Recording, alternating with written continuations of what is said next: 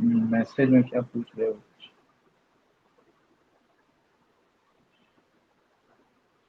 चलिए, तो मैंने आपको बताया कि अब हम स्टार्ट करेंगे चैप्टर नंबर 6। ठीक है,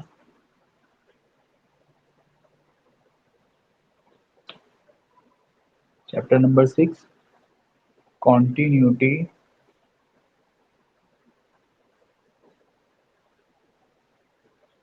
एंड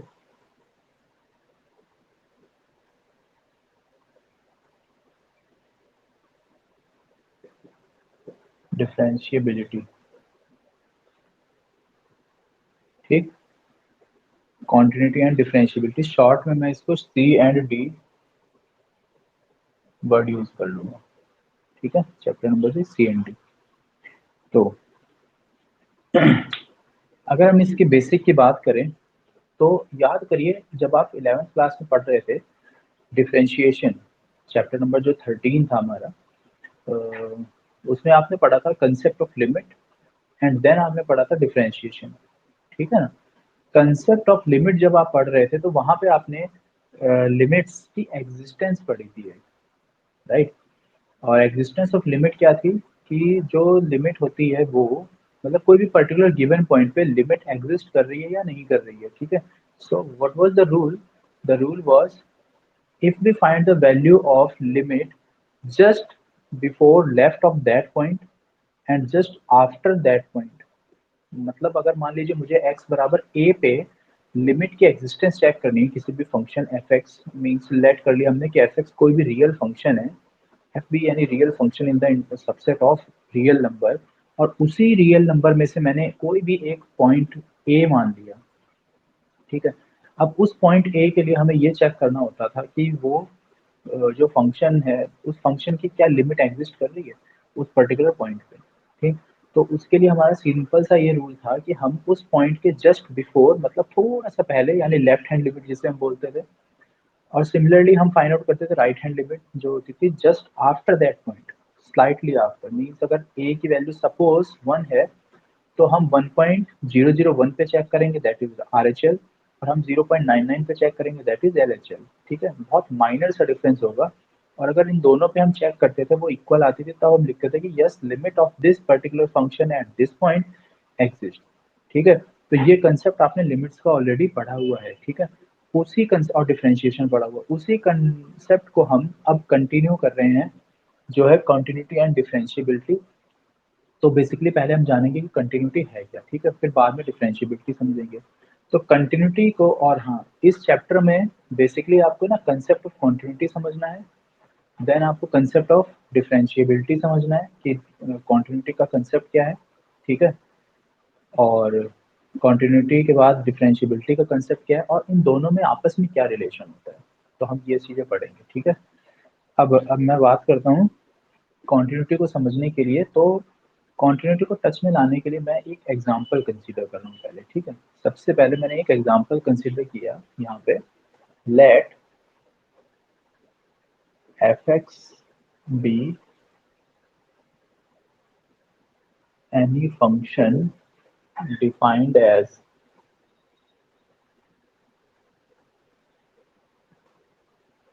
तो हमने एफ एक्स को कोई एक फंक्शन कंसीडर कर लिया जो इस तरह से कुछ डिफाइंड है। ठीक है, इसकी वैल्यू है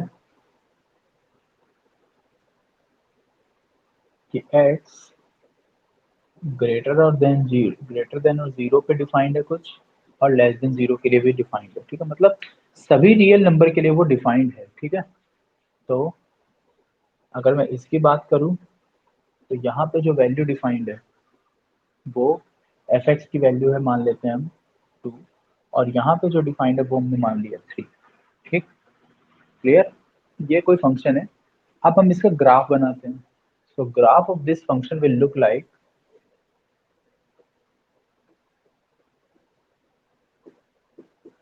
ग्राफ तो आपको सभी को मालूम है ड्रॉ करना, मैंने बता भी रखा है कैसे ड्रॉ करते हैं। ठीक है, तो ड्रॉ करने के लिए बहुत ही सिंपल सी बात है कि हम दो तीन पॉइंट्स को कंसीडर करके ड्रॉ कर देते हैं, लेकिन क्योंकि यहाँ पे सभी रियल नंबर्स की हो रही बात, ये y की वैल्यू है तो जो नेगेटिव है ही नहीं, राइट? तो हम x axis x dash, y and y dash, ये मैंने यहाँ पे ड्रॉ किया। एक्स की वैल्यू 1, तो वाई की वैल्यू कितनी 3, एक्स की वैल्यू एग्जैक्ट 0, वाई अगेन 3, मतलब वाई की वैल्यू 3 है। एक्स की वैल्यू जब भी पॉजिटिव होगी तो पॉजिटिव एक्स यहाँ पे होता है फर्स्ट क्वाड्रेंट में, तो यहाँ कहीं है 3 वैल्यू। तो वो ये कुछ इस तरह का हमें एक स्ट्रेट लाइन मिल जाएगी, हॉरिजॉन्टल स्ट्रेट लाइन, राइट। फिर 0 से स्मॉल होते ही ये वैल्यू आ रही है 2 के बराबर, ठीक है। तो हमने इसको यहाँ पे 0 से लेफ्ट होने के लिए डिफाइन कर दिया, जो वैल्यू है 2, करेक्ट। अब ये एग्जैक्ट 0 पे ओपन रख रखा है, इसको ओपन क्यों नहीं किया, क्योंकि वो तो इंक्लूड है 3, मगर 2 जो है वो वैल्यू इंक्लूड नहीं है, ठीक। तो हमें आई बात, ये हमने ग्राफ भी ड्रॉ कर दिया, ये हमें फंक्शन का ग्राफ मिल गया। और ये जो डेफिनेशन थी फंक्शन की, जिस तरह से वो एक्सप्रेशन के फॉर्म में जैसे एल्जेब्रिकली डिफाइंड है वो लिखा हुआ है, ठीक। अब हम बात करते हैं इस फंक्शन को, तो दो चीजें समझो आप कॉन्टिन्यूटी के लिए।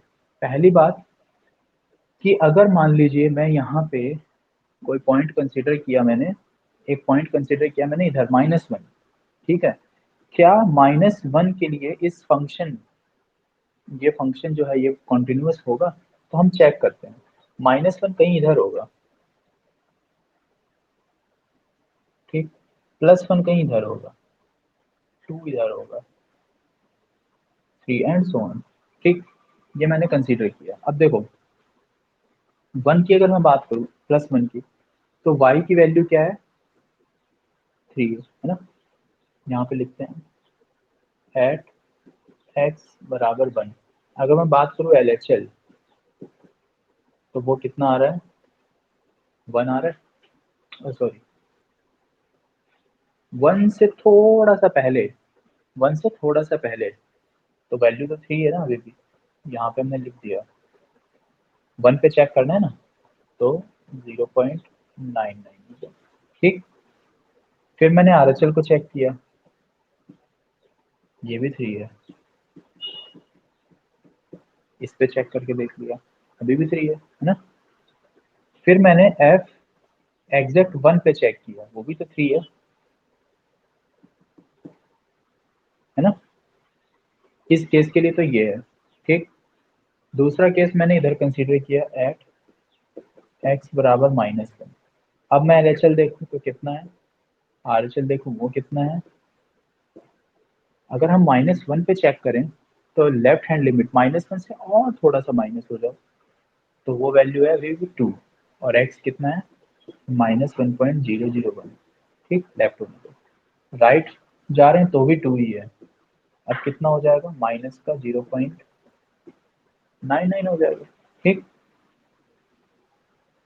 और f -1 कितना है, ये भी 2 है।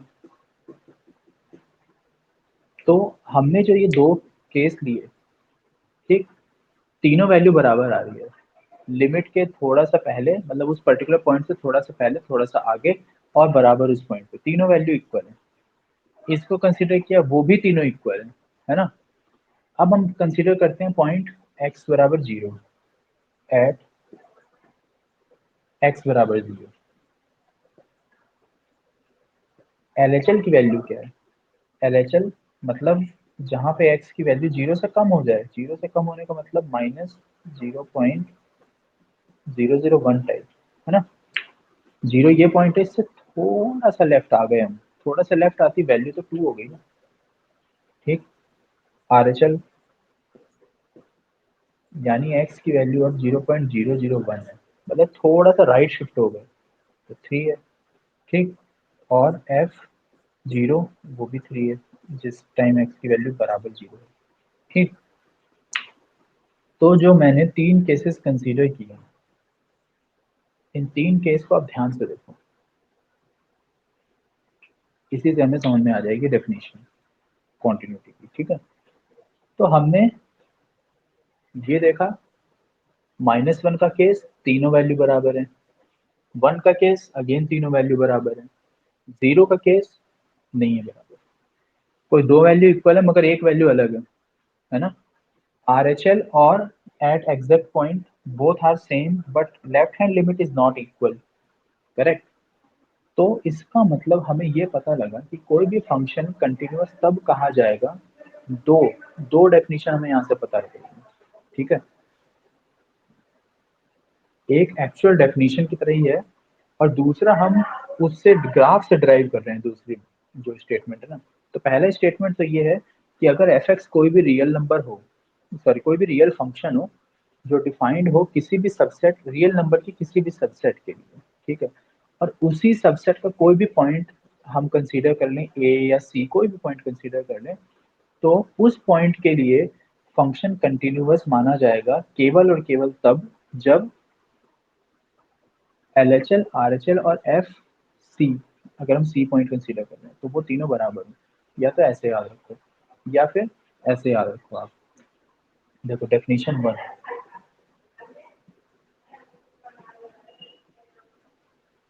क्या डेफिनेशन है कि एफ एक्स, ये सब ऊपर में लिख चुका हूँ कि एफ एक्स कोई भी रियल नंबर, या चलो एक बार लिख देते हैं, एफ एक्स बी एनी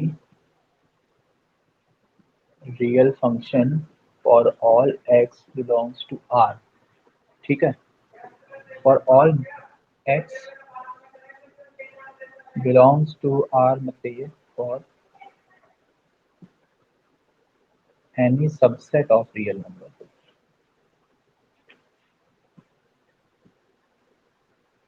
ठीक है ना, मतलब x किसी भी सबसेट ऑफ रियल नंबर के लिए डिफाइंड है, ठीक है। Then at x is equals to c, fx is said to be continuous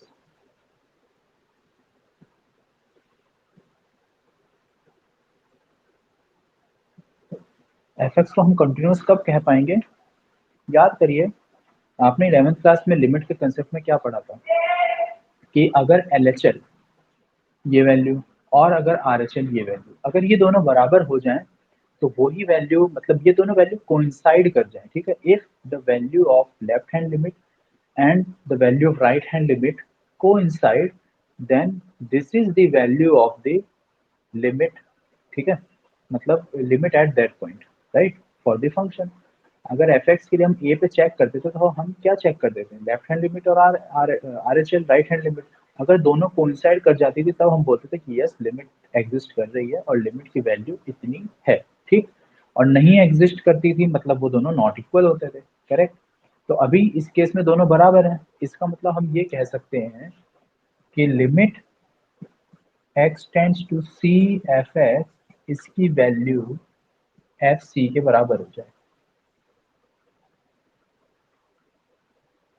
आई बात समझ में, क्योंकि L H L R H L को हम कंबाइंड करके यही तो बोलेंगे कि वो फंक्शन की वैल्यू नहीं है, फंक्शन के किसी पॉइंट पे लिमिट की वैल्यू है। तो ये लिमिट की वैल्यू हो गई और एक्चुअली किससे कोइंसाइड करनी चाहिए, ये उस पॉइंट पे फंक्शन की वैल्यू के साथ कोइंसाइड हो जानी चाहिए। तो वही हमने एक डेफिनेशन में इसको मेंशन कर दिया है, ठीक है। तो एक तो ये डेफिनेशन है, इसी को अगर हम थोड़ा सा और एलेबरेट करें तो वो डेफिनेशन टू, या हम डेफिनेशन टू बोल सकते हैं उसे, लेकिन एक्चुअली वो इसी से ही डिफाइन हो रही है। तो जो सेकंड हम लिख सकते हैं, f x be any real function for any subset of R then at x is equal to c f x is said to be continuous. तो इसी में मैं और करके लिख देता हूँ, L H L is equals to R H L is equals to f c. दूसरी कंडीशन ये है, ठीक है। सेकंड, लेफ्ट हैंड लिमिट की वैल्यू, राइट हैंड लिमिट की वैल्यू और एफ सी की वैल्यू, एफ सी मतलब at x is equals to c, the value of function at x is equals to c, all these three value must coincide in order to a function, in order to become continuous for a function। मतलब कोई भी function कैसा हो जाए, continuous हो जाए। तो उसकी केवल और केवल मेजर कंडीशन ये है, यही है दोनों कंडीशन। इसी को हमने थोड़ा सा एलैबोरेट किया तो वो ये बन जाएगा, ठीक है। तो मतलब हमें कंटिन्यूटी चेक करनी है अगर, अब कंटिन्यूटी क्या है, अगर हमने कोई फंक्शन चेक करना है कि कोई फंक्शन कंटिन्यूअस है या नहीं है, तो उस कंटिन्यूअस चेक करने की जो प्रोसेस है उसे ही कंटिन्यूटी बोल देते हैं। आई बात समझ में? ठीक है, तो ये है हमारा कंटिन्यू होने का कंसेप्ट। ठीक है, अब हम ये बोल सकते हैं कि चेक कंटिन्यूटी ऑफ फंक्शन। तो कंटिन्यूटी चेक करने का मीनिंग यही है कि कोई फंक्शन किसी पॉइंट पे कंटिन्यूअस होना चाहिए। दैट विल बी कॉल्ड, मतलब जो प्रोसेस है ना कंटिन्यूअस चेक करने की, that process is known as continuity of the function. ठीक है, क्लियर हो रही है बात? तो ये है कंटिन्यूटी। और किस तरह से चेक करोगे? इस तरह से। अब देखो मैंने एक एग्जांपल लिया, ठीक है, एक एग्जांपल लिया जिसमें आप देख रहे हैं कि LHL RHL लिमिट दोनों कोइंसाइड कर चुकी है, मगर ये सॉरी लिमिट कोइंसाइड नहीं हुई, लेकिन ये वैल्यू एक वैल्यू के साथ कोइंसाइड कर गई, लेकिन फंक्शन इज नॉट कॉन्टिन्यूअस। क्यों? Because of this definition. ठीक है, ऐसा ही हम एक और एग्जांपल कंसीडर कर सकते हैं। वो कुछ इस तरह का एग्जांपल, जैसे मान लीजिए फंक्शन की वैल्यू है ना लेफ्ट हैंड साइड पे, मतलब पूरे ये नेगेटिव नंबर के लिए और पॉजिटिव नंबर के लिए बिल्कुल सेम है, मगर एग्जैक्ट पॉइंट पे डिफरेंट है, तो भी वो फंक्शन कंटिन्यूअस नहीं माना जाएगा। ठीक है, तो ये बात हुई कॉन्टिन्यूटी के लिए कि क्या है कॉन्टिन्यूटी। तो basically continuity is the process of checking a function continuous और नॉट। ठीक है, ये है कंटिन्यूटी। अब हम बात करते हैं कि ग्राफ से हम कैसे समझ सकते हैं। मान लीजिए ग्राफ बना हुआ है ना, और हमसे ये पूछा जाए कि किसी पर्टिकुलर पॉइंट पे, तो वो भी हम देख सकते हैं। वो कैसे? तो ग्राफ से हम ये, यहाँ से हमें एक इम्पॉर्टेंट बात ये पता लग रही है कि देखो जो मैंने -1 पॉइंट कंसिडर किया था, तो -1 पॉइंट के अराउंड अगर हम ग्राफ बनाए तो क्या हमें पेन को एक बार भी लिफ्ट करना पड़ा पेपर पे से? अगर हम यहाँ तक का, मतलब for negative numbers if I am drawing the graph, then there is no need to lift the pen from the paper. ठीक है ना, यही तो हो रहा है कि अगर हम ये वाला ग्राफ बना रहे हैं तो हमें पेपर से पेन को उठाने की जरूरत नहीं पड़ी। कंटिन्यू एक स्मूथ लाइन हमने ड्रॉ कर दी। सेम यहाँ पे भी ऐसा हुआ, जीरो से, मतलब right side means when x is greater than और equals to zero, then there is still no need for lifting a pen from the paper. ठीक, there is no need. But at x is equal to zero, zero पे आप देखो तो zero पे आपको pen एक बार जरूर लिफ्ट करना पड़ेगा। क्यों? क्योंकि स्विच हो गई ना, वैल्यू चेंज हो गई है, शिफ्ट हो गया ग्राफ।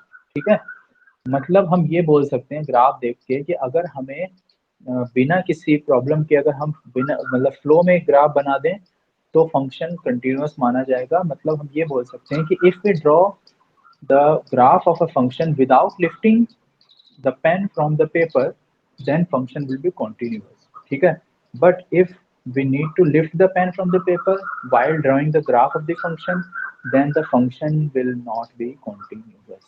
ठीक है, तो ये है जो आप ग्राफ से और इस तरह से समझ सकते हो, बट डेफिनेशन ध्यान रखिएगा ये। अब हमारे ऊपर कैलकुलेशन करने का वो आएगा कि हम कैसे कैलकुलेट करें, वो भी सीखेंगे अभी। तो कॉन्टिन्यूटी चेक करने का जो तरीका है वो इस तरह से करेंगे। ठीक है, अब एक ये लिखा हुआ है, एक ये लिखा हुआ है। LHL RHL आपको पहले से मालूम है कि किस तरह से हम फाइंड आउट करते हैं, 11th क्लास में ऑलरेडी पढ़ा हुआ है। ठीक है, बस एक बार थोड़ा सा एक्सप्लेन करूंगा मैं, जिससे आप समझ जाएंगे इस बात को कि कैसे सॉल्व करते हैं। ठीक है, हाँ एक चीज ध्यान रखिएगा, ग्राफ बनाने की नीड नहीं होगी कि आप सोचे ग्राफ बनाना होगा। जी नहीं, ग्राफ बनाने की कोई नीड नहीं है। ठीक, और एक और इम्पोर्टेंट बात,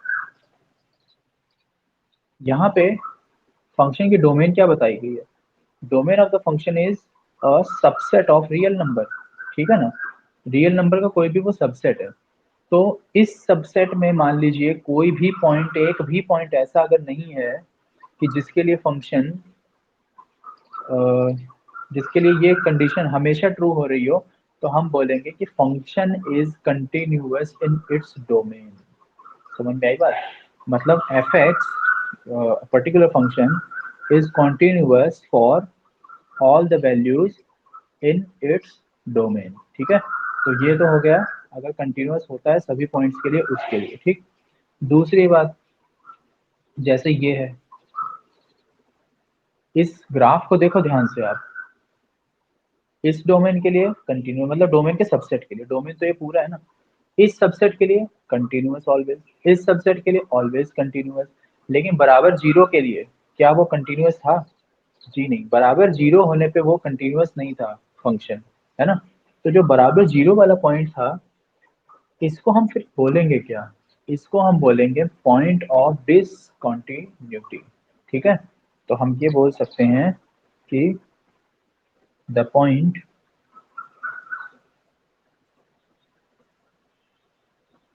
in the domain of the function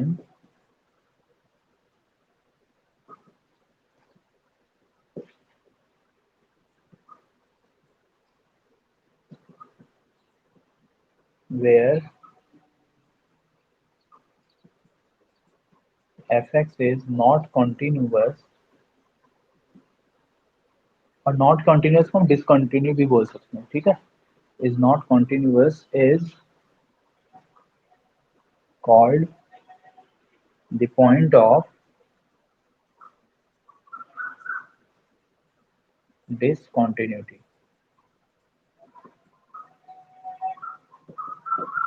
ठीक है, फंक्शन के डोमेन में कोई भी पॉइंट जिसके लिए फंक्शन कैसा हो, कंटिन्यूस ना हो, तो उस पॉइंट को हम क्या बोलते हैं? पॉइंट ऑफ डिसकंटिन्यूटी, क्योंकि उस पर्टिकुलर पॉइंट पे वो फंक्शन कंटिन्यूस नहीं है। ठीक है, सभी जगह मतलब उस पर्टिकुलर पॉइंट पे वो कंटिन्यूस नहीं है, तो इसलिए उसको बोला जाएगा पॉइंट ऑफ डिसकंटिन्यूटी।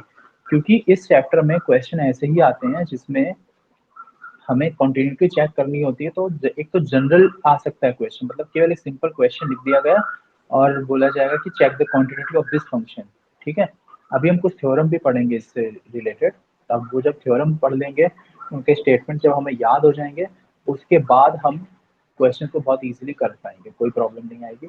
और दूसरा, इस तरह से क्वेश्चन आता है कि कोई फंक्शन डिफाइंड कर दिया गया और फिर बोला जाएगा कि at x equals to this point check the continuity of the function. ठीक है, तो वो हम स्टेप बाय स्टेप सीखते जाएंगे।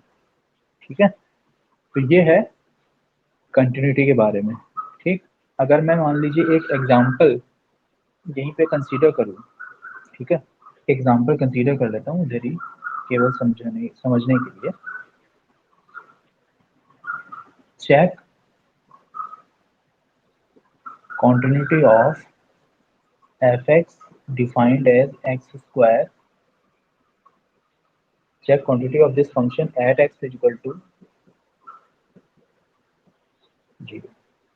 ठीक है, हमें 0 पे चेक करना है इस फंक्शन की कंटिन्यूटी, हमें x बराबर जब 0 होगा उस पर चेक करेंगे। ठीक है, तो क्या करोगे आप? अब वही बात कि हमारे पास, हम इस रूल को यूज करें या इस रूल को यूज करें। ठीक है, तो याद रखिएगा जब इस तरह से फंक्शन डिफाइंड हो जिसमें केवल एक सिंगल फंक्शन डिफाइंड किया गया है, सिंगल फंक्शन का मतलब देखो क्या है, ये जैसे ये है, इसको ध्यान से देखो तो फंक्शन है ना, एक नहीं दो तरह से डिफाइंड है। ठीक है, क्योंकि डोमेन उसकी स्प्लिट हो रही है, यहाँ पे डोमेन स्प्लिट नहीं हो रही है। समझ में आ रही बात? यहाँ पे आप देखेंगे तो डोमेन स्प्लिट नहीं हुई, डोमेन मतलब सारे रियल नंबर की बात हो गई। लेकिन इसमें इस केस को आप ध्यान से देखो, यहाँ पे डोमेन स्प्लिट हो रखी है, आपको दिख रहा है क्लियरली, वहाँ पे विजिबल है कि जो डोमेन है उसके दो पार्ट्स हो रखे हैं और उन पार्ट्स के लिए फंक्शन भी अलग अलग तरह से डिफाइंड है। ठीक है, तो अगर ऐसा फंक्शन आए जब वो एक से ज्यादा उसके एक्सप्रेशन लिखे हों, तो आप हमेशा इस कंसेप्ट को यूज करेंगे, LHL RHL वाले को, इसको कभी। ठीक है, और जब केवल सिंगल डिफाइंड हो जैसे ये वाला था, तो हम डायरेक्ट इसको यूज करेंगे, क्योंकि इसमें टाइम बिल्कुल भी ज्यादा नहीं लगता और इसमें 3 स्टेप शो करने पड़ते हैं। ठीक है, और आपको वैसे भी पता है कि LHL RHL एक्चुअली ये वैल्यू ही होती है। ठीक है ना, तो इस केस में हमें ये चेक करना है। तो हम जब इसको चेक करेंगे, तो हम सबसे पहले सॉल्यूशन जब हम करेंगे तो क्या देखेंगे, लिमिट x टेंड्स टू, किस पे चेक करना है हमें? 0 पे, तो x टेंड्स टू 0 लिखोगे आप और fx लिखोगे। लिमिट x टेंड्स टू 0 और fx की वैल्यू है एक्स स्क्वायर। अब x की जगह 0 रख देंगे तो ये हो जाएगा 0। तो देखो इसकी वैल्यू आ चुकी है 0 की इक्वल, राइट। मतलब इस फंक्शन की वैल्यू, लिमिट जब हमने अप्लाई की तो वो 0 ही आ रही है। आप चाहो तो LHL RHL से भी सॉल्व करके देख लोगे, 0 ही आएगा। ठीक, इसके बाद नेक्स्ट क्या चेक करना होता है हमको? नेक्स्ट हमें जो चेक करना है वो FC मतलब F0 चेक करना है। नाउ F0 मीन्स 0 स्क्वायर, तो 0 का स्क्वायर 0 ही रहेगा। ठीक है, वो 0 आ गया, ये भी 0 आ गई। इसका मतलब यहाँ पे आपने देखा कि limit x tends to 0 fx is equals to F0, है ना, ये वैल्यू इक्वल, ये वैल्यू बिल्कुल इक्वल आई है। तो अब हम क्या लिख देंगे? Because of this reason we can write that this function is continuous. तो हम लिख देंगे fx is continuous at x बराबर 0। ठीक है, तो हमने ये रीजन लिख दिया कि fx जो है वो कंटिन्यूअस है जब x की वैल्यू 0 है उस पॉइंट पे। ठीक, तो ये हमें, ये मतलब इस तरह के सिंपल से एग्जांपल गिवन होंगे, तो वो आप वैल्यू पुट करके और लिमिट की वैल्यू चेक करके if both are equal then we can write the function is continuous at this particular point. ठीक है, तो ये हम चेक कर लेंगे, सॉल्व कर लेंगे। क्लियर हुई बात? ठीक, या ये जितनी चीज मैंने एक्सप्लेन की इसमें किसी को कोई डाउट है? किसी भी स्टूडेंट को?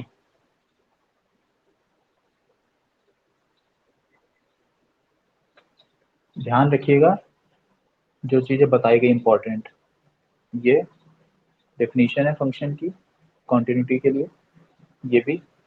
ठीक, और एक और चीज क्या बताई, वो ग्राफ वाली बात, कि अगर हमें बिना पेन उठाए, पेपर से बिना पेन उठाए ग्राफ अगर हम ड्रॉ कर पा रहे हैं तो वो फंक्शन कंटिन्यूअस माना जाएगा, जहां तक हमने बिना पेन उठाए ग्राफ ड्रॉ किया है वहां तक। समझ में आ रही बात? लेकिन जिस मोमेंट पे हमें पेन उठाना पड़ गया तो फिर वो उस पर्टिकुलर पॉइंट पे कंटिन्यूअस नहीं होगा। समझ में आ रही बात? ये आपको याद रखना है। ठीक है, तो ये हो गया हमारा कॉन्टिन्यूटी का जो कंसेप्ट है वो। इसमें किसी को कोई डाउट है तो बताइए, अभी कुछ पूछना हो, कोई स्टेप पूछनी हो या कुछ ग्राफ से रिलेटेड पूछना हो किसी को भी है? ग्राफ ही समझ में नहीं आया तुम्हें? ग्राफ में क्या प्रॉब्लम आ रही है बताओ?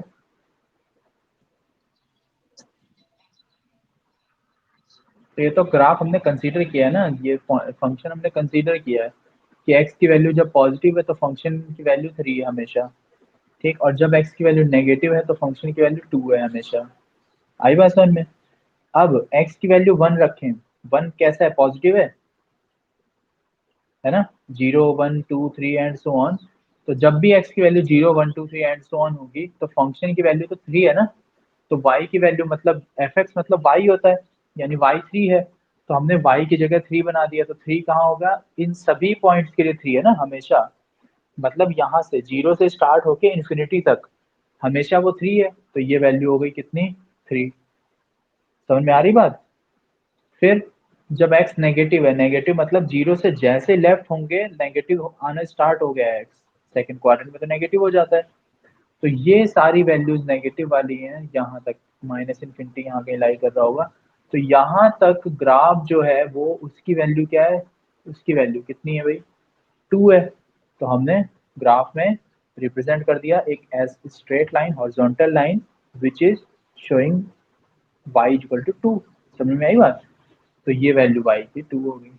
ठीक, तो बस ग्राफ तो ऐसे ड्रॉ करना है आपको, फंक्शन अगर डिफाइंड है, अगर आपको फंक्शन बता दिया गया है कि क्या है, तो ग्राफ केवल आपको ड्रॉ करना है, ग्राफ के लिए कोई कभी भी प्रॉब्लम नहीं आएगी। आपको ये ध्यान देना है डोमेन क्या है और उसकी रेंज क्या है, बस। तो जब ग्राफ डिफाइंड होगा वहां पे डोमेन और रेंज दोनों ही डिफाइंड होंगी, क्योंकि इस तरह से फंक्शन लिखा होगा। समझ में आई बात? ठीक है, और हमेशा ग्राफ ड्रॉ नहीं करना है, ये तो केवल कंसेप्ट समझने के लिए बताया था मैंने। आपको क्वेश्चन इस तरह से मिलेंगे, एक्सप्रेशन लिखा होगा उसको एल्जेब्रिकली कैलकुलेट करना होगा, जैसे यहाँ पे हमने कैलकुलेट किया है। और रही ग्राफ ड्रॉ करने वाली बात, तो वो कंसेप्ट समझने के लिए था, तो इसलिए एक बहुत इजी सा एग्जांपल दिया था मैंने। ठीक है, अगर मान लो मैं एक ऐसा फंक्शन ले लूँ एफ एक्स बराबर के, के है कोई भी कांस्टेंट नंबर, समझ रहे हो। एफ एक्स क्या हो गया, के इज एनी रियल नंबर, कोई भी कांस्टेंट है ये, ठीक है, कोई भी रियल नंबर हो सकता है। अब फंक्शन डिफाइंड है सभी रियल नंबर के लिए, मतलब डोमेन पूरे रियल नंबर्स हो गए, ठीक। तो जब पूरे रियल नंबर्स अगर डोमेन है तो हम जब उसका ग्राफ ड्रॉ करेंगे तो वो कैसा बनेगा, और के की वैल्यू मान लेते हैं पॉजिटिव है, ठीक।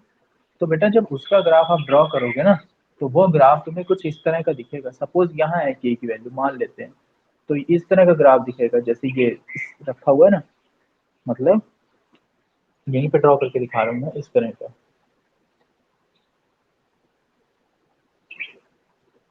ये है y बराबर के, आई वर्जन में, ठीक है। और ये डार्क लाइन होगी, मैंने तो डॉटेड करके शो किया है केवल आपको। ये पूरी एक स्ट्रेट लाइन होगी डार्क, मतलब हमने स्केल रखा और एक लाइन खींच दी। तो ये है x बराबर के, मतलब कोई कांस्टेंट वैल्यू।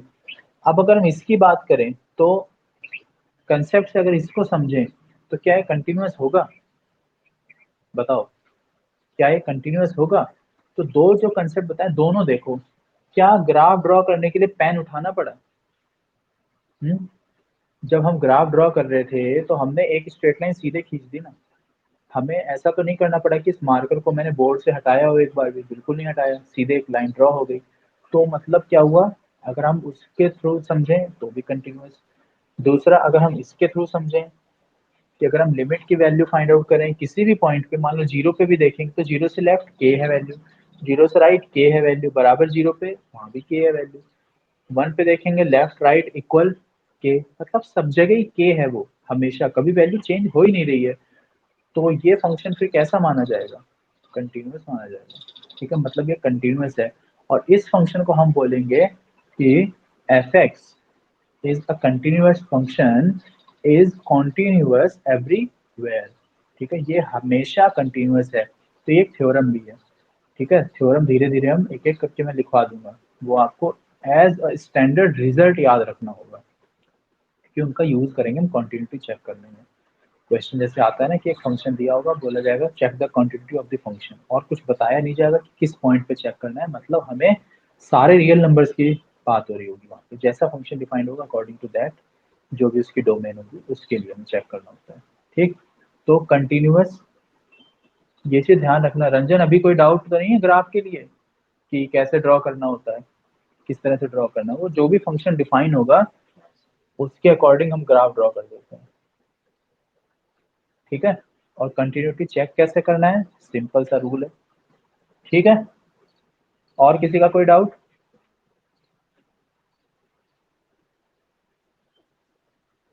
बोलो। और किसी स्टूडेंट का कोई डाउट है, नहीं है। बेटा आज मैं आपको ना एक असाइनमेंट सेंड करूंगा अभी, जिसमें होंगे ऑब्जेक्टिव क्वेश्चन, ठीक। जो आपने चैप्टर नंबर 2 पढ़ा था ना उसके, ठीक है। तो चैप्टर नंबर 2 के ऑब्जेक्टिव क्वेश्चन होंगे कुछ, उनको फिर आपको सॉल्व करना है, ठीक है। अभी मैं थोड़ी देर में सेंड कर दूंगा उसे, ठीक। तो वो सभी स्टूडेंट्स कीजिएगा उसे सॉल्व, क्लियर। ठीक है, डिस्कनेक्ट करिए क्लास।